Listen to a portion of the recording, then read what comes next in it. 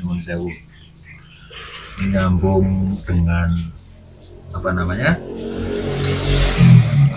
Tema tema apa tuh? Mati sadurunge mati ya Gus ya. Ini sering terjadi sih ya, yang saya alami pribadi ya, kalau kita kumpul gini ngaji, mungkin kita benar-benar sadar, memang harus seperti itu. Kadang juga sudah ada yang kita laksanakan, sudah ada yang mungkin sudah saya laksanakan, mungkin teman-teman juga ada yang melaksanakannya pun mungkin ya tanpa sadar juga sudah. Jadi kebiasaannya seperti itu. Penerimaan itu kadang gampang. Cuma kadang di akhir-akhir ini saya itu berpikirnya begini, apa aku seumur sakmini gitu, penerimaanku kok gampang apa namanya ya. Dulu hal-hal yang apa ya, kejadian, istilahnya kejadian hal yang tidak enak menurut bagi kita, itu kayak kurang terpikirkan, akhirnya kurang menerima mungkin ya. Aku hal-hal yang istilahnya menyenangkan, enak itu malah istilahnya kita mayoritas enak. Iya, yang bisa ideal, menerima. Yang ideal kan bisa menerima. Cuman karena begini, saya tuh ya akhir-akhir ini mungkin banyak kejadian saya pribadi.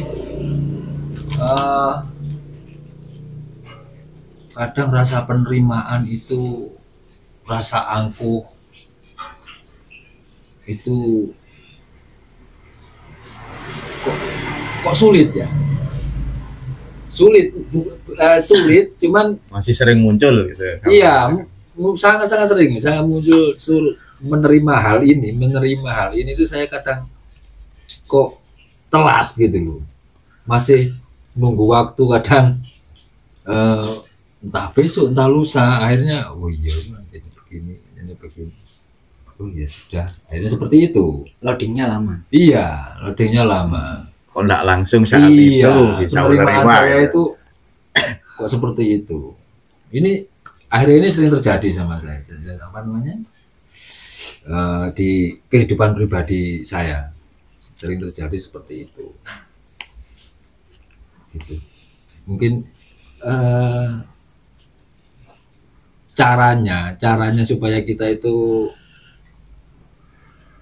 gampang rasa penerimaan ini, berserah ini, supaya anteng.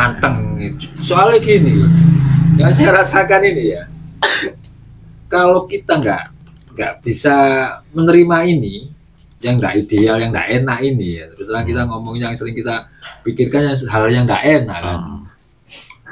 Rasanya wabut, nang awak, nang hati, nang loro kabeh rasanya. Iya. Saya itu ngoten. Yang saya rasakan itu seperti itu. Koyo apa yo? Saya kemarin itu apa ya? Sampai saya tuh gini. Iki mungkin jenenge apa loro di arani loro karena pikiran itu. Ini karena pikiran. Saya tuh kayak kemarin itu 2 hari itu, aduh, aku nek asam lambung gini. Sampai gitu ya. Jenenge mangan gak enak. Koyok kudu ngutang. Koyok sampai ngombe antang gini, ngombe sebar. Awal lagi ndak kudanan, ndak opo-opo. Ngomong seperti itu koyok koyok rasane itu. Itu yang saya rasakan ya di akhir-akhir ini. Dulu mungkin kita nggak nyampe di sini mungkin dulu ya, jadi nggak begitu terpikir. Kalau sekarang kok terasa itu, hal kejadian itu kok terasa, sangat-sangat terasa. Apalagi hal yang bukan nggak bisa kita terima sih, telat untuk nerimanya itu masih telat. Ya yo apa ya? Ya saya kira hampir semuanya prosesnya seperti itu. Karena apa? Karena dari kecil kita sudah dibumbui atau dikelilingi oleh kesadaran diri manusia sendiri. Berapa tahun? Nah, kalau kita mengkaji hakikat itu masih berapa bulan, berapa tahun kan itu. Jadi gimana ya? Memang sulit untuk merubah dari keakuan manusia dirubah menjadi keakuan Allah. Itu susah banget. Karena ini sudah mendarah daging. Tapi paling tidak kan bahasa syariatnya itu berupaya dibandingkan sebelum kita mengkaji kajian hakikat menuju makrifat itu kan sudah bisa kita rasakan perkembangan hati kita sebelum kita belajar mengkaji tauhid hakikat menuju makrifat ini. Tentunya kan setiap individu itu bisa merasakan kepositifan perkembangan dari yang contohnya yang marahnya 80% ketika sudah masuk ke kajian tauhid hakikat menuju makrifat menurun jadi 70%, 60%. Nah, itu harus disyukuri.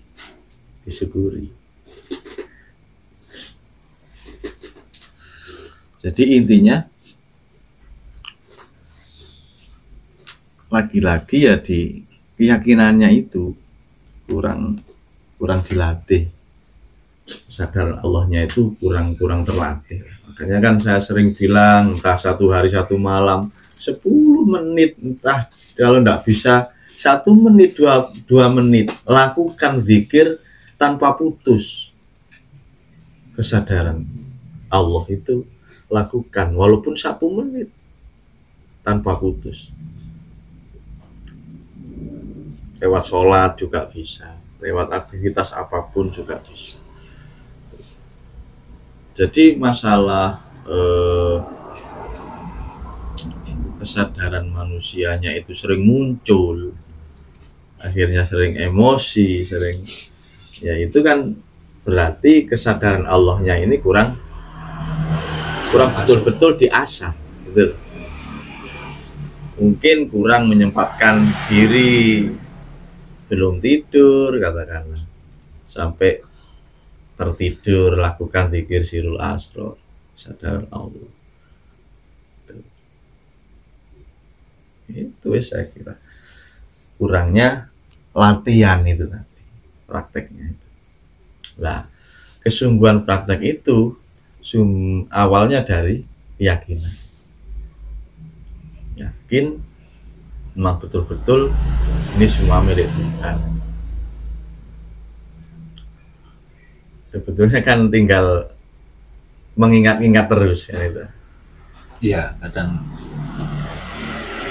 ya sehari-hari itu kadang kayak apa ya, kayak ketumpangan itu kan seperti itu.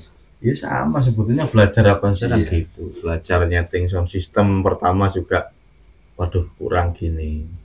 Terus kemudian praktek lagi masih kurang gini, nyari lagi. Ya sama sebetulnya. Kenapa kok sering muncul emosi?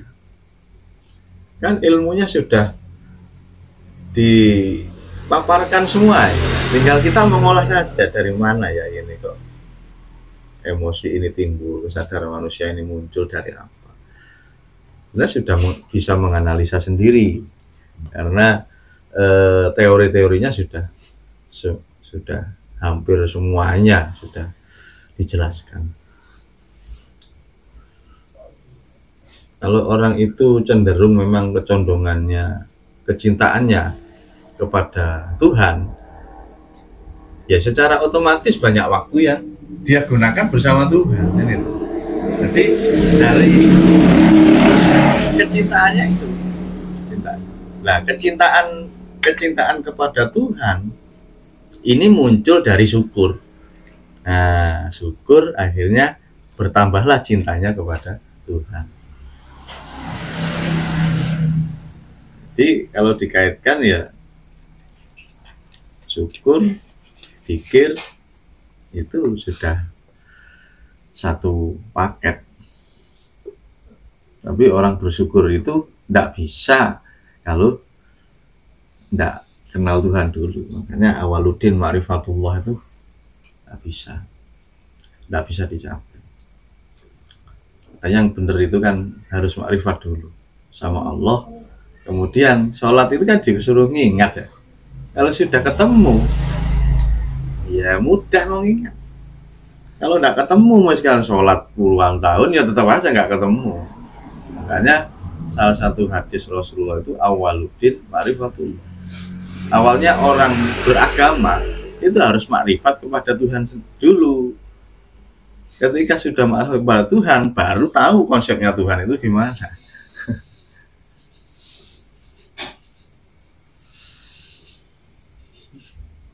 Memang makanya dalam rukun Islam syahadat dulu kan gitu.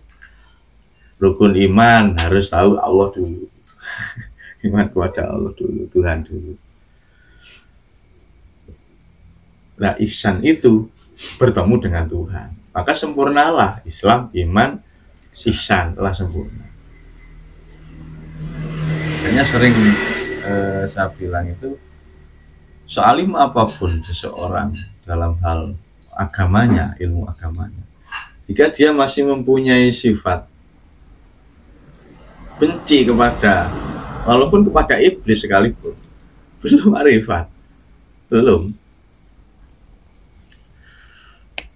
tidak bisa. Kenapa tidak bisa? Ya, kalau syariatnya tidak bisa seperti Rasulullah. Rasulullah itu benci sama iblis, enggak. Kasih sayang semuanya.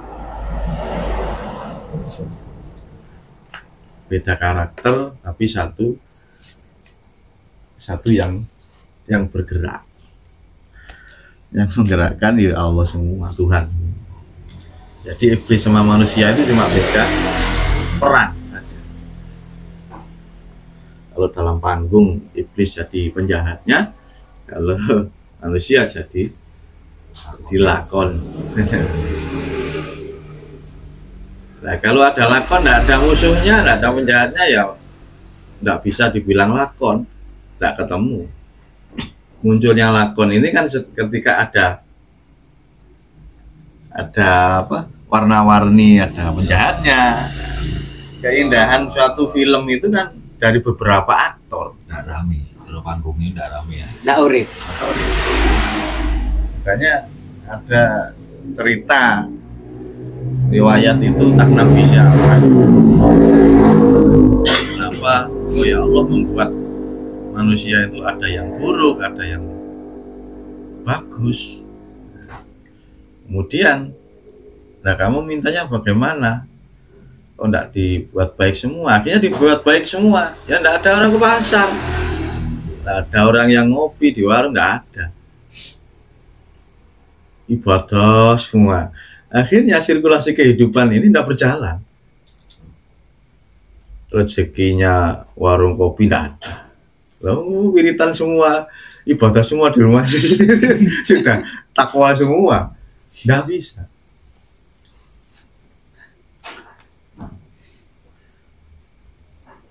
Semua saling membutuhkan, saling berkaitan.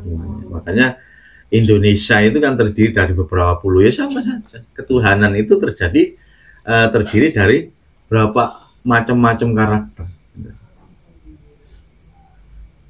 yang menjadikan penjahat itu juga Tuhan, yang menjadikan ulama itu juga Tuhan sendiri, yang menjadikan tukang parkir ya Tuhan sendiri. Semuanya dalam satu peran, tapi bagiannya berbeda, tugasnya berbeda.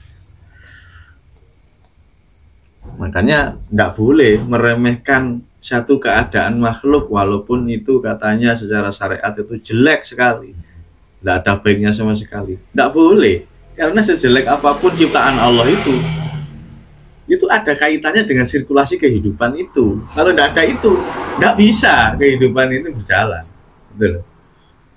Permainan kehidupan berjalan nggak bisa. Kayak ada koruptor, ada yang jujur, ada yang korupsi. Nah itu sudah merupakan. Kalau nggak ada yang korupsi ya kata-kata korupsi keluarnya dari mana? Nggak ada, nggak ada yang dibilang korupsi, nggak ada maling, nggak ada pencuri. Justru munculnya pencuri itu, kata-kata pencuri itu karena ada orang yang mengambil hak orang lain. Nah kalau kita sudah memahami, menyadari sirkulasi itu, semuanya tidak ada yang salah, semuanya baik-baik saja. Nah kalau kita sudah memandang semuanya ini baik-baik saja, apa yang harus kita egokan? Apa yang kita marah itu lah siapa? Tidak ada sudah.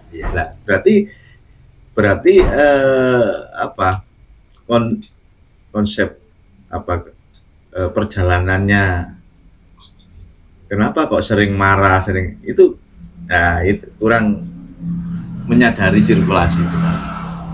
Berarti itu yang harus dibangun supaya emosi kita bisa, keakuan manusia kita bisa terkikis sedikit. Nah iya bang, yang dimarahin siapa? Siapa kan? Gitu. Cuma sadar. Tapi ya marah masih ya gitu. Sadar kadang itu. Kalau itu Allah sadar. Masalahnya kan belum melihat, masih teori kan itu.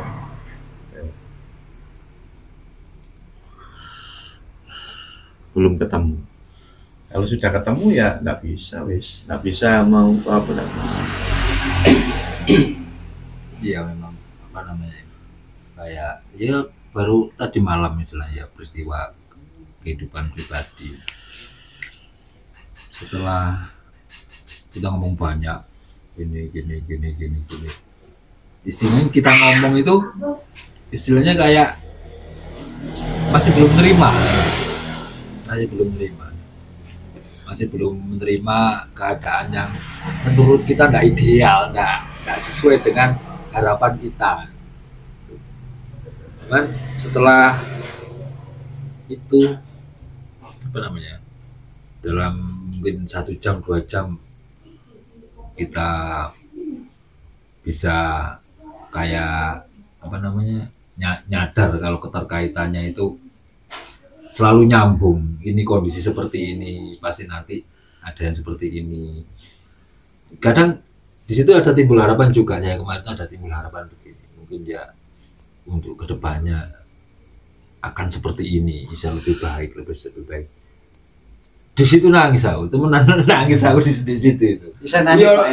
Yo guyu yo nangis di situ itu. Beneran kemarin malam. Iya.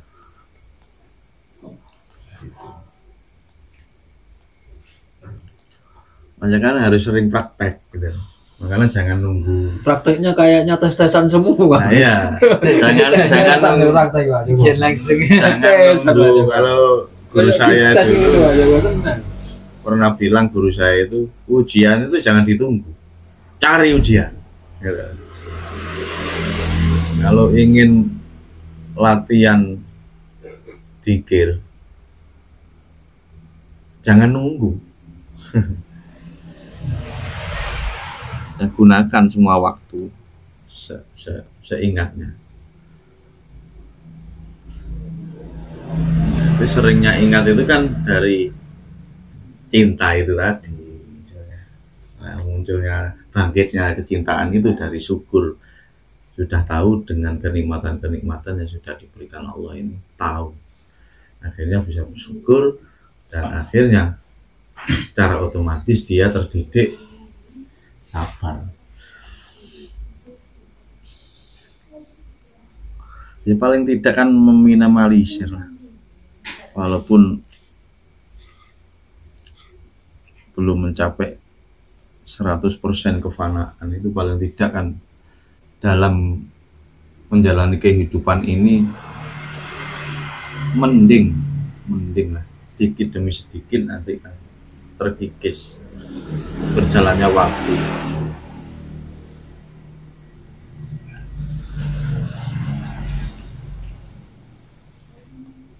Jadi garis besarnya yang harus dibangun ya sering ngotak-ngatik berpikir tentang takdir itu tadi. Ketika kita sering berpikir dan mendapatkan cahaya dari situ, pemahaman, dan akhirnya mempunyai inisiatif yang lebih ke depan lagi, lebih baik.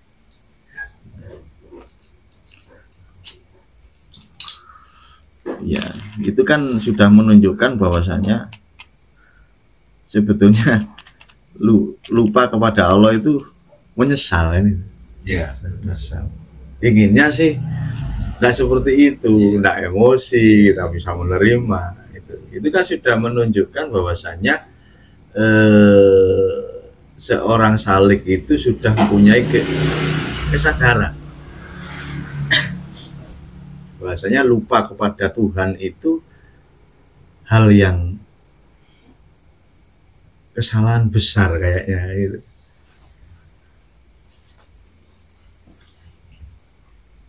Kalau dulu sebelum masuk ke ranah hakikat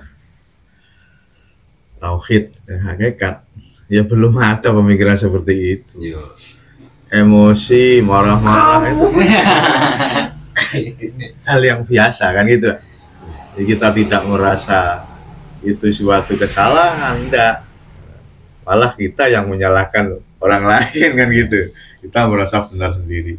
Tapi saya yakin ketika sudah masuk ke ranah tauhid, hakikat, menuju ma'rifat ini, lambat laun akan menipis. Iya. Alhamdulillah. Emosi, keegoan, apapun akan menipis sedikit demi sedikit.